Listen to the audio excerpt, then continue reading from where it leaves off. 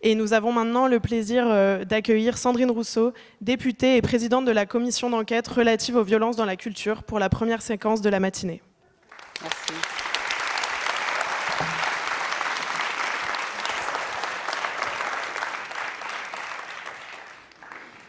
Bonjour à tous et toutes et merci beaucoup pour cette invitation en ouverture.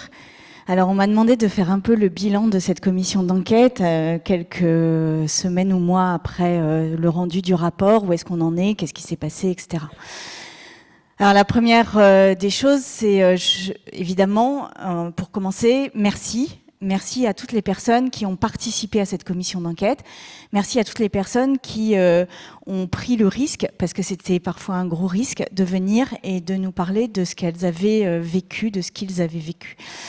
Je dois dire que le bilan de cette commission d'enquête, c'est quand même le fait que ces auditions, déjà, ont été marquantes et qu'il y a eu un rapport. Alors, ça peut paraître un peu basique, mais ce rapport est le premier rapport sur les violences sexistes et sexuelles, sur les violences systémiques dans le monde de la culture. Et ce rapport existe, il n'est pas parfait, je vais y revenir, mais on passe d'une époque où la question était de savoir si ça existait ou pas, à un moment où on ne peut pas ignorer que ça existe. Alors, qu'est-ce qu'on fait de ce rapport ? Telle est la question, mais je voudrais, avant de venir à ce point, vous dire qu'il y a quand même eu des personnes qui ont fait des procédures judiciaires, alors contre nous, les députés déjà, qui avons présidé, et contre le rapporteur, donc contre Erwan Balanant et moi. Quand ils ont été cités dans les auditions, certains ont mené des actions en justice et donc nous avons des procédures en cours pour pour diffamation ou pour non contradictoire. Enfin voilà. Ce qui est quand même une première, je dois le dire, parce qu'il y a eu des commissions d'enquête sur des grandes entreprises, sur du détournement d'argent, sur de la corruption, sur Daesh, sur tout ce que vous voulez. Il n'y a jamais eu de plainte contre les présidents et rapporteurs des commissions de loi. Et je trouve que ça dit quelque chose, quand même, vraiment, de ce qu'on est prêt à faire pour que le système reste tel qu'il est. Il y a aussi des personnes qui sont venues témoigner, qui ont été l'objet de procédures ou qui craignent d'être l'objet de procédures. Alors je voudrais rappeler juste ce point, parce que forcément il y en a dans la salle, c'est que tout ce que vous avez dit dans la commission d'enquête ne peut pas être attaqué en diffamation, mais les propos que vous avez tenus publiquement peuvent évidemment être cités dans d'autres procès. Et là-dessus, je voudrais dire que si vous êtes concerné par cela, s'il y a des procédures contre vous qui se mettent en place suite à cette commission d'enquête, je vous demande vraiment, si vous le souhaitez évidemment, de nous en informer et de nous citer, nous, présidente et rapporteurs, comme témoins dans vos procédures, parce que c'est une manière de faire qui n'est pas correcte en regard du droit constitutionnel qu'est cette commission d'enquête. Et donc, moi, en tous les cas, et je pense pouvoir aussi parler pour Erwan Balanant, je me ferai vraiment un plaisir et un honneur de venir vous défendre dans ces procédures, si tel est le cas pour vous, et j'espère qu'évidemment, ça ne l'est pas. Bon, une fois ça posé, donc le rapport n'est pas parfait, évidemment. Toutes les discriminations n'ont pas été abordées dans ce rapport. Et les auditions n'ont permis de soulever qu'une partie du voile sur les violences systémiques qui existaient dans la culture, les violences sexistes et sexuelles, précisément. Ça n'a pas permis de lever de manière massive, même de manière pas massive d'ailleurs, les violences racistes. Ça n'a pas permis de lever de manière massive, ni pas massive d'ailleurs, les violences homophobes. Ça n'a pas permis non plus de lever les violences validistes qui peuvent exister dans le monde de la culture. Donc en fait, l'intersectionnalité n'a pas été complètement abordée dans cette commission d'enquête. Et ça ça fait partie de mes regrets, ça fait partie aussi des limites très fortement de cet exercice, puisque voilà, le fait que ces violences-là n'aient été abordées qu'à l'aune, à chaque fois, d'une audition, n'a véritablement pas permis d'aller au fond de ces choses-là. Deuxième limite que je vois dans ce travail, c'est le fait que ça balayait bien trop large un nombre de secteurs bien trop grand et que du coup nous n'avons pas pu interroger suffisamment des secteurs comme la mode par exemple qui n'ont été abordés que lors d'une seule audition où on sait qu'il y a des violences absolument systémiques aussi dans le monde de la mode et pour autant on n'a pas réussi à lever le voile là-dessus, j'ai pas d'autres termes mais enfin voilà, lever le silence là-dessus. Donc voilà, c'est un rapport imparfait, c'est un rapport qui laisse de côté bien des enjeux encore, mais c'est un rapport qui existe et qui a permis quand même, grâce à vos témoignages, grâce à votre courage et à votre prise de risque, de montrer que ça n'était pas juste une série d'erreurs, mais que ça a été véritable, enfin que les violences dans le monde de la culture sont les résultats d'un système, d'une organisation avec des verrous qu'il va falloir déverrouiller à un moment, et avec une organisation du silence, une organisation de la domination qui a été soutenue, qui a été maintenue jusqu'au plus haut sommet de l'État, puisqu'il y a quand même eu une audition qui a montré que même dans les voyages officiels d'Emmanuel Macron, il y avait des agresseurs, et que même en connaissance de cause, le président de la République les emmenait avec lui dans l'avion. Alors toute la question maintenant de savoir quoi faire de ce rapport, c'est le sujet de quand est-ce que tombe le patriarcat. Et pour l'instant, j'avoue que j'ai pas complètement la réponse de si ça tombe en un jour ou si ça tombe en plusieurs semaines, plusieurs mois ou plusieurs années. Mais je dois dire quand même qu'il y a des signes positifs suite à ce rapport, qui ne sont pas encore la chute complète du patriarcat, mais qui sont des fragilisations de celui-ci. J'en veux pour preuve le Théâtre du Soleil, par exemple, qui avait aussi été l'objet d'une des auditions et qui aujourd'hui se retrouve devant la justice pour des faits de violence sur mineurs, de violence sexuelle sur majeurs et sur mineurs. Il y a aussi des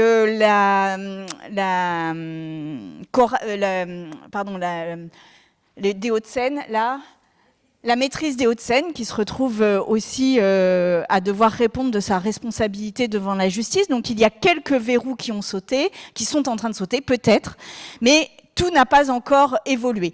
Je dois dire quand même que dans cette commission d'enquête, on a aussi vu des acteurs qui essayaient de transformer les choses. Et alors j'ai entendu, Amandine, ce que tu disais du CNC, mais le CNC fait quand même partie des institutions qui ont véritablement poussé des politiques de formation, de lutte contre les violences sexuelles. Et donc voilà, ça donne de l'espoir. Après, que faire de ce rapport, nous, à l'Assemblée nationale ? Et qu'est-ce que vous pouvez en faire? Telles sont les questions qui restent en suspens. Alors, nous, à l'Assemblée nationale, aujourd'hui, on est complètement embourbés dans la question du budget. L'Assemblée nationale est un lieu qui dysfonctionne de manière très massive en ce moment, qui est un lieu très toxique aussi, par ailleurs, mais qui dysfonctionne de manière massive en ce moment, et qui fait que nous nous enlisons dans des débats budgétaires qui prennent l'hémicycle de l'Assemblée de 9h à minuit, tous les jours, y compris le week-end, de sorte qu'il n'y a pas de place très physiquement, très concrètement, pour étudier d'autres textes, quels que soient les autres textes dont il s'agit. Donc aujourd'hui, nous n'avons pas d'espace dans l'hémicycle proprement dit pour mettre à l'agenda une loi sur la lutte contre les violences sexistes et sexuelles dans le monde de la culture. Mais pour autant, nous ne renonçons pas et avec le rapporteur, nous avons entamé un travail pour travailler déjà sur un premier, sur des propositions qui pourraient être dans un texte de loi. Et nous ne désespérons pas de pouvoir lancer véritablement le travail parlementaire au cours de l'année 2026.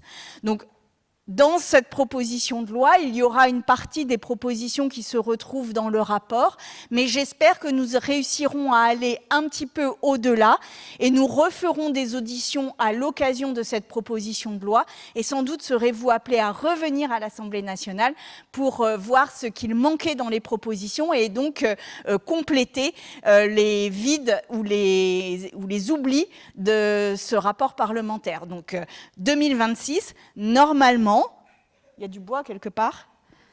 Il n'y a pas de bois? Bon, ben, voilà.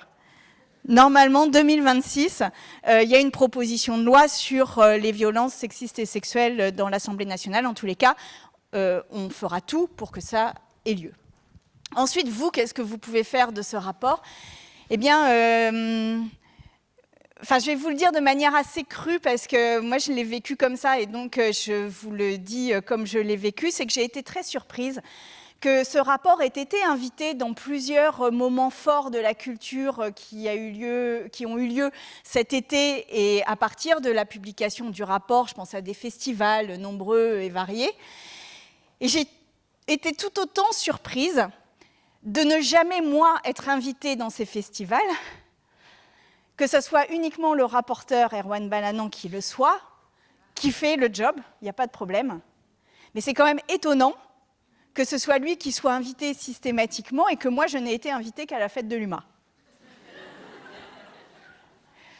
Et je me dis que ça fait sans doute partie des signaux un peu faibles que le monde de la culture est encore frileux vis-à-vis du rapport. Non pas qu'Erwan Balanant soit plus modéré que moi sur le sujet, mais peut-être qu'en fait, ils ne veulent pas avoir un regard militant sur la question des violences systémiques dans le monde de la culture. Et c'est bien dommage, parce que sans un regard militant, sans une lecture militante de ces dimensions-là, eh bien, nous ne lèverons jamais complètement les oppressions systémiques qui existent dans la culture comme ailleurs, mais évidemment dans la culture aussi.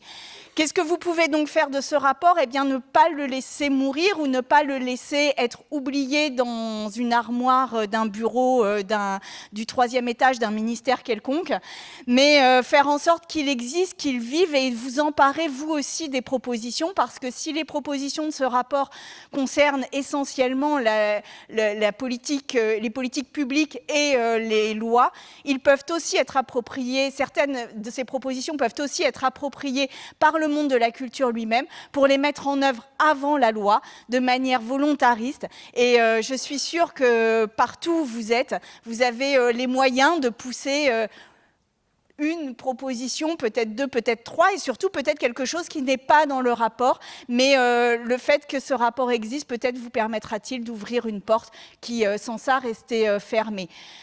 On n'y arrivera pas si on ne change pas aussi les têtes des personnes qui peuvent être des verrous dans le monde de la culture, et je le dis de manière non politiquement correcte, mais il y a des postes qui sont occupés depuis de très nombreuses années, qui empêchent une forme de visibilité du travail des femmes, d'accès des femmes à des postes à responsabilité et à des carrières importantes.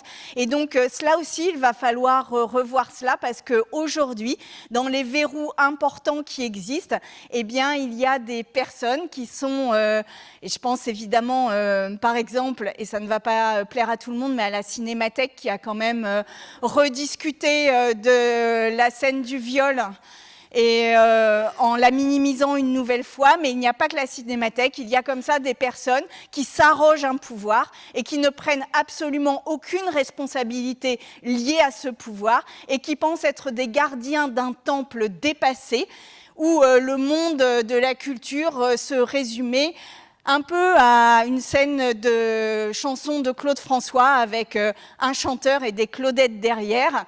Et le monde change, et ces gens-là, de gré ou de force, devront aussi changer pour que le patriarcat tombe un peu.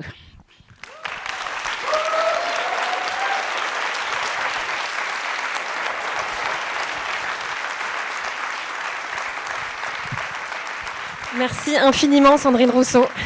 Merci beaucoup. Et j'ai le plaisir d'accueillir Caroline Rogard, directrice de la communication d'audience. Merci. Pas facile de passer après Madame la députée. Merci beaucoup pour vos mots et je partage totalement ce que vous avez dit.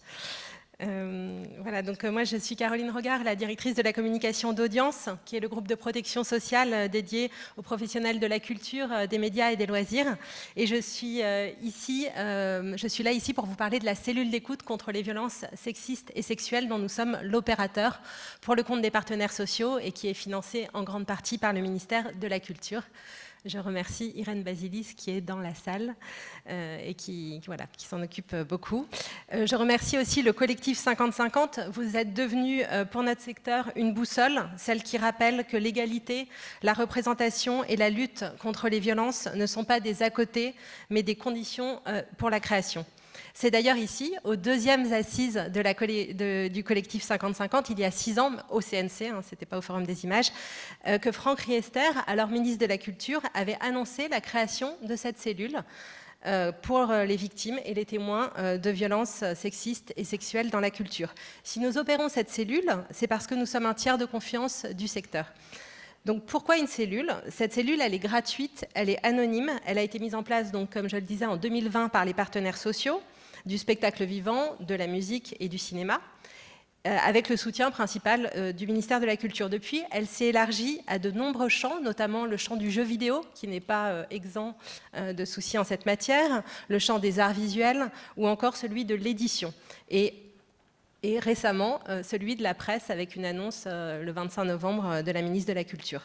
Et de nombreux partenaires la cofinancent, notamment la SACEM, la SCAM, le CNC, via le ministère. Et c'est devenu aujourd'hui l'un des principaux outils de protection et de prévention de nos métiers. Donc c'est un numéro très simple, le 01 87 20 30 90. Et concrètement, toute personne victime, témoin, mais aussi référente de VHSS peut appeler et y trouver des psychologues spécialisés en psychotrauma et des avocats formés aux violences sexistes et sexuelles dans le champ de la culture. Donc, je vais vous faire un petit récapitulatif statistique sur les chiffres depuis 2020. Donc, ce que ça dit du secteur, c'est que depuis la création de la cellule, on a eu à peu près plus de 3000 appels, avec 2079 entretiens qui ont été menés, 648 situations dans le périmètre vraiment de la cellule et 500 accompagnements qui ont été opérés par les experts, qui sont les psychologues et les avocats. On a 32% des signalements qui concernent le champ du cinéma et de l'audiovisuel. Donc c'est quand même un tiers, c'est pas rien. Donc ces chiffres ne décrivent pas des cas isolés, ils décrivent un système dans lequel trop de personnes ont travaillé en se taisant trop longtemps. Donc si on regarde la photographie statistique de ce que vivent les victimes, on a 83% de femmes et 17% d'hommes. Donc il y a une inégalité qui persiste et qui est sans ambiguïté.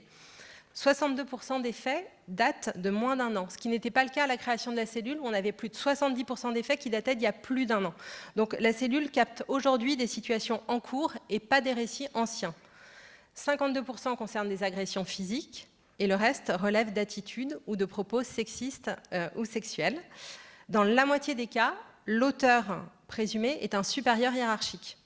Donc, dans un secteur où l'emploi repose sur la réputation, sur le réseau, sur la recommandation, cela crée une double vulnérabilité. Donc, derrière ces chiffres, qu'est-ce qu'on entend au quotidien? Les victimes nous disent « Je pensais que c'était normal, j'avais peur de ne pas être prise sur un autre tournage, tout le monde savait, mais personne n'a réagi. » Donc, la cellule, elle sert à ça, briser cette solitude, faire comprendre que non, ce n'est pas normal, et que oui, il existe un cadre, il existe une loi, il existe une écoute, il existe une protection. Donc ce qu'on fait chez Audience, au-delà de l'écoute, on mène une communication massive avec des flyers, des médias que vous pouvez voir autour de vous. On développe des supports adaptés, notamment pour le cinéma et l'audiovisuel, une communication militante. On co-organise des webinaires avec nos partenaires pour vraiment toucher les publics, même outre-mer. Désormais, il faut renforcer et encourager la prise de parole. Donc victimes et témoins hésitent encore à appeler par peur des conséquences ou faute de repères. Il faut renforcer la communication sur le droit à parler, garantir la confidentialité et rappeler qu'aucune situation n'est trop petite. La parole reste le premier acte de protection. C'est pourquoi la ministre de la Culture a demandé à ce que l'affichage de la cellule soit désormais obligatoire. Pardon. Je m'en mêle un peu les pinceaux dans mes notes. Pardon, je n'ai pas... Voilà. Aujourd'hui, on a un élargissement des horaires d'ouverture qui avait été annoncé notamment par la ministre le 8 mars dernier. Donc depuis cet été, suite aux recommandations aussi de votre commission d'enquête, Madame la députée et Madame la présidente de la commission, les horaires de la cellule ont été élargis jusqu'à 20 h pour mieux s'adapter quand même aux horaires du secteur. On a aussi un renforcement aujourd'hui de l'aide juridique. Donc comme l'avait annoncé la ministre, un accompagnement par un avocat à la rédaction de plainte est désormais possible et on avait vu que c'était un frein vraiment pour beaucoup de victimes dans le fait d'engager des procédures judiciaires. Donc pour conclure, la culture doit être un espace d'émancipation, jamais un lieu de domination. La cellule n'est pas un dispositif périphérique, elle fait partie de l'écosystème essentiel pour garantir des lieux de travail sûrs. Chaque appel est un acte de courage, chaque politique de prévention un acte de responsabilité, et chaque prise de parole collective, comme aujourd'hui, fait reculer un peu plus la loi du silence. Merci.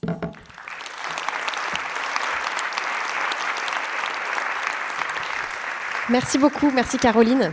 Et en complément des prises de parole, de la prise de parole de Sandrine Rousseau et de Caroline Rogard, on voulait prendre un temps assez court avec vous pour revenir sur les différentes mesures de cette année, les dernières évolutions en matière de prévention des violences sexistes et sexuelles dans le secteur. Et notamment les évolutions impulsées à la fois par la profession, via les syndicats et via les associations professionnelles et par les institutions. Donc peut-être pour commencer, souvenez-vous l'an dernier, le CNC, via sa secrétaire générale Leslie Thomas, était venu annoncer la mise en place des formations obligatoires des équipes de tournage, en complément de celles déjà existantes des employeurs du cinéma. Et donc aujourd'hui, c'est 17 000 stagiaires inscrits au module 1. Donc il y a deux modules, un module distanciel et un module présentiel, et 117 tournages qui ont accueilli le module 2, qui est donc le module présentiel. On demandait depuis plusieurs années, on était en dialogue avec le CNC, je salue d'ailleurs la présence de la secrétaire adjointe dans la salle, Agnès Soulieu. On souhaitait que ces mesures très importantes et très salutaires pour le cinéma soient étendues à l'audiovisuel. C'est chose faite, puisque le CNC a annoncé la conditionnalité de leurs aides à la formation des équipes de tournage audiovisuel à partir de l'été 2026, et a également annoncé la mise en place de formation pour les festivals, pour les équipes des festivals de cinéma, qui sont aidés par le CNC. Donc voilà, on avait envie de souligner ces avancées-là et ces progrès du secteur via les institutions et la profession. Et le deuxième domaine dans lequel pour lequel on voulait partager aujourd'hui les évolutions, c'est la coordination d'intimité qui a donné lieu à plusieurs reprises durant ces assises à des tables rondes, des interventions. Pour rappel, jusqu'en 2024, il n'existait aucune formation certifiante en France, et donc un certificat de qualification professionnelle a été créé cette année en avril, et la toute première formation a été lancée en France en septembre avec 7 stagiaires qui seront diplômés au printemps 2026 et très certainement annoncés au Festival de Cannes. Et donc par ailleurs, il y avait des coordinatrices d'intimité qui exerçaient déjà en France, elles auront aussi la possibilité d'obtenir cette certification. Et donc on invite vraiment l'ensemble de la profession à s'emparer de ce poste et à ne pas laisser la seule charge aux comédiens et comédiennes de solliciter cette prestation.